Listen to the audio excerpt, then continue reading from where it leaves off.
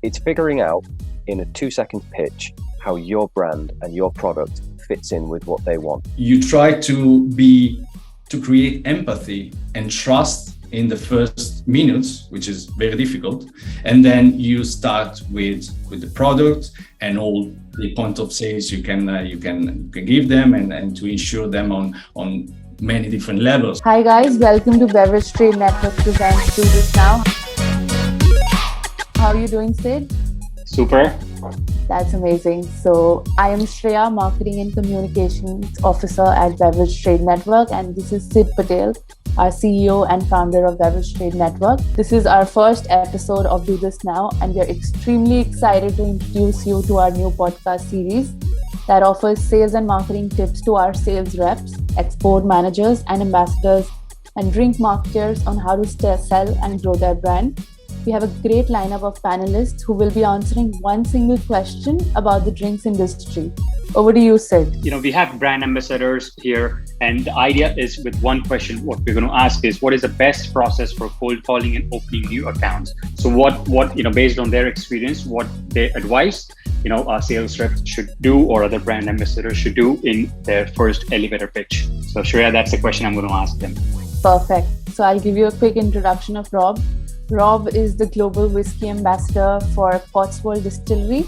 Cotswold is a beautiful district in Gloucestershire in England, and they produce some great single malts and gin.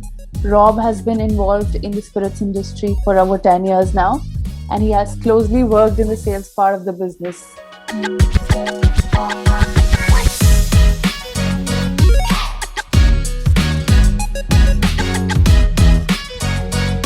So Rob, what I wanted to know is, what are the tips and any advice that you have in your elevator pitch when sales reps are hitting bars or retail accounts? What's your take on that? The number one thing that I would always say is, from a recommendation standpoint, is do your research.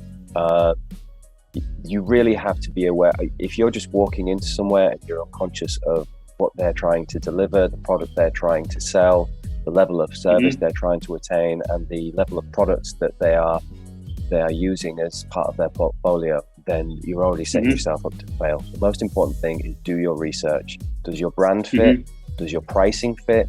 Does your support package fit what they're after as well?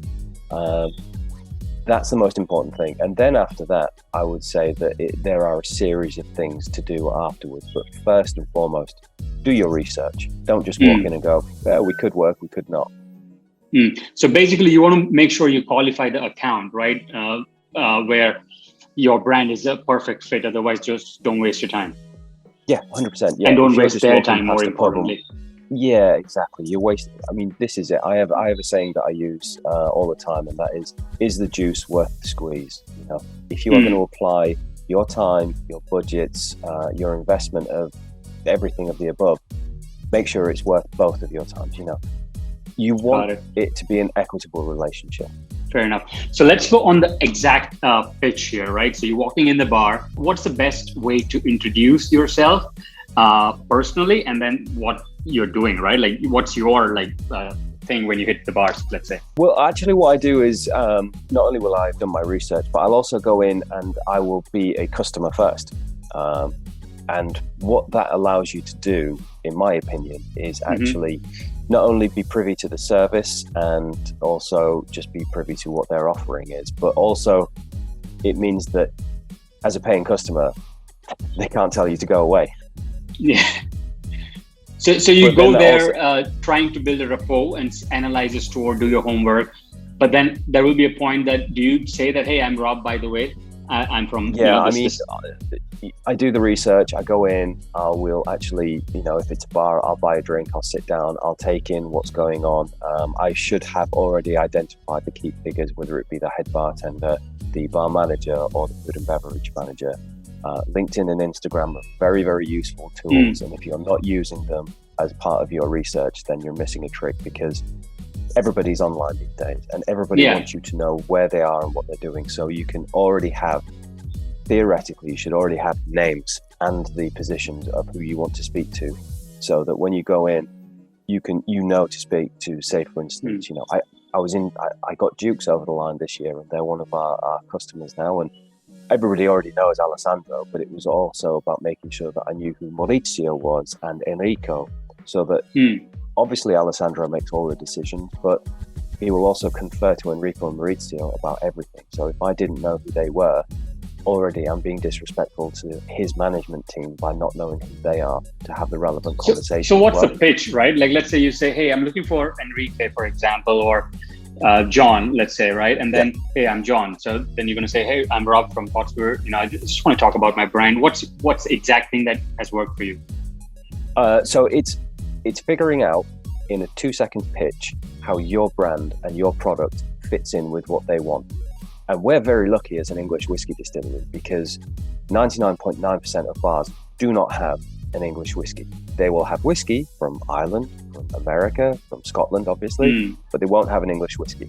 So immediately I say, I'm from So you Cotswold use that Distillery. as a trigger, right? Like, hey, it's English whiskey here. Got it. Immediately. Yeah, absolutely. And So I think the takeaway is find those triggers, which they don't have. Find the gap and then start with that maybe. Look, again, that's part of your research. Read their menus. Look at who they're working with and what they have. Do they have a whiskey list? If they do they have an English whiskey list? Find your niche, find your gap, find where you fit. Do you actually have a part? Can you be a part of what they're offering and actually add equity and value to what they're offering? Because if you don't, then you're already going wrong. But if they do have something that's pretty well curated and you can tell that they've actually put some time and effort into what they're doing from our point of view, which is whiskey, position yourself where you can be a benefit to them. Got it. So when, let's say the buyer is telling, okay, Rob, what you've got, right? Tell me, pitch me. So what do you cover in your next 5 minutes? The pricing, bam, straight to the target, or you go like, we come from this beautiful region, our grandfather started it. What's your next 5 minutes? So the next 5 minutes after you're established who you are and you are of value to them is then to establish that you are not only creating everything with provenance and quality, so that you're giving them insurances that you're doing things correctly, but then also after that, it's then again reinforcing that through these points of quality production, you can be a part of what they're doing. The details of pricing, logistics, getting things on the bar, timelines, that's the stuff that you clean up with at the very end. That's the stuff. You've got to get them on the hook first. And by that, you've got to get them on the hook of who you are, what you do, and how you do it. Once you're there and they're in, then you get a verbal agreement. And from that, the handshake and then the cleanup. The cleanup is basically right, I'll send you over the pricing, I'll send you over the minimum order quantities, or I'll send you over the route to market distribution. I'll connect with your rep who works with the wholesaler so that they're aware that you're going to be placing an order, putting a new product on the list as well. So it's not only about that initial pitch and then the actual introduction. It's about say what you'll do what you say, and clean up so that they've got a little to no work to do. If you're giving people in that scenario more work to do by taking on your product, already they don't want to know. Yeah, I like that. I think convenience offering is always a good idea from the representative perspective, including getting a hot coffee. Yeah, absolutely. Yeah, absolutely. It's an old school paradigm, but it's like courting, and you very much have to put in the initial work, and you have to make sure that you're gaining someone's trust, you're gaining their confidence, and as I say what you'll do what you say. What's your sort of hack? Have you got any, like when I sold my wine, I used to say, hey, Rob's wine store has it, they just got it last week. Is there anything that you use for eyebrows to go up? Yeah, affiliation and association. So whenever I'm in London, having dukes on the list of people that instantly. So you have a prestigious account and you use that as your sort of thing. Because that gives them confidence immediately that they're making the right choice. Agreed. So next up we have is Massimiliano. He's the brand ambassador of Broken Clock Vodka, and he holds great expertise in the hospitality and drinks industry with an experience of more than 15 years in the hospitality industry. He has worked with renowned brands like Belmond, Claridge, and many more Michelin-starred restaurants. An interesting fact about Massimiliano is that he's an expert in mixology and drinks development. Over to you, Sid and Massimiliano. Before this, we had Rob, who has, I believe, much easier product than you to sell, which is English whiskey in England. And you have like a vodka now, a tougher product, a common, like a commodity pretty much. So this is something interesting, right? So now let's go on asking the same question to you. What's your cold calling new account opening spiel or process? And the pretty much 30-second introduction. That's very interesting and a very good question. It's funny because cold calling always reminds me movies like Wolf of Wall Street or The Office, where these salesmen try to get this straightforward yes or an order straight away on the phone. I think the concept of cold calling changed a lot throughout time, and has changed depending on the culture you are in as well. The number of phone calls you receive every day increased a lot, even in the workplace and during working hours. And that might be annoying. You might lose focus, you're not able to prioritize tasks. Time is always less for everybody. People prefer to think about offers in their own time. And I guess nowadays there are fewer and fewer people prone to receiving phone calls, perhaps out of the blue. And also because I think they expect a hard sale. If you are able to be friendly and using more of a soft call approach, you'll be able to distinguish yourself from the other callers. Cold call might not be always an effective tool, but at the same time, I think is a very important tool for every brand ambassador or salesperson in general to have in their arsenal, especially to find new leads and to know better the prospects. So how do you open new accounts? This is the thing, because it really depends on what you're selling. In my case, cold calling can be very difficult because selling a Broken Clock, which is an awful English vodka with a very unique taste, mainly due to the infusion of specific botanicals with a story that goes back to the Georgian period, is quite difficult on the phone. So I think what really changed the outcome is the goal you want to achieve with the cold call. And for us is always the same, and I think is get a face-to-face meeting. So it's not it's not to ask them to get an order or to sell a bottle, a case, or a pallet of vodka. We want them to see and touch the bottle, the elegant bottle, and especially to taste the product, which is our best point of sale. Luckily, the people like Broken Clock a lot. This happens most of the time. And when you get a face-to-face meeting, you're able to turn things to your advantage, let's say. Got it. So just on the face-to-face meeting, do you use phone or like social media, Insta DMs or LinkedIn DMs? What's your lead gen process, of hey, I'm looking to buy 5 minutes of your time to prove that my vodka is going to be amazing for you, for example? All of them. It really depends by the prospect, the account. As I was saying before, you need to be very prepared on every level.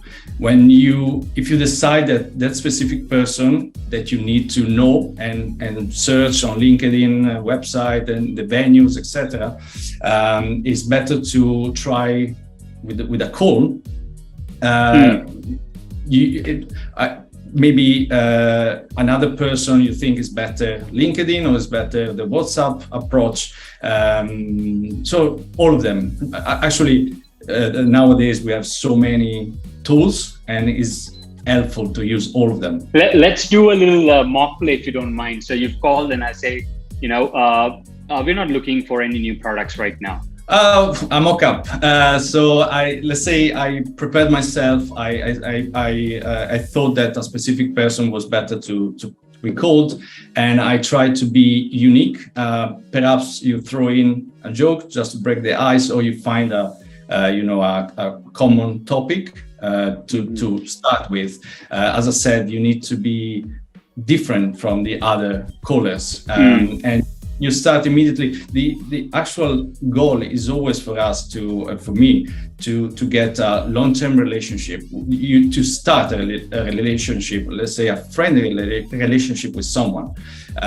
So you try to create empathy and trust in the first minutes, which is very difficult, and then you start with the product and all the point of sales you can give them, and to ensure them on many different levels about the product, about the route to market, about the where they can get the product. I get it. So I'm just trying to get to the punchline which people can use, which is, let's say, apart from me personally knowing some empathy questions, it's like, hey, how's your day going? How are you?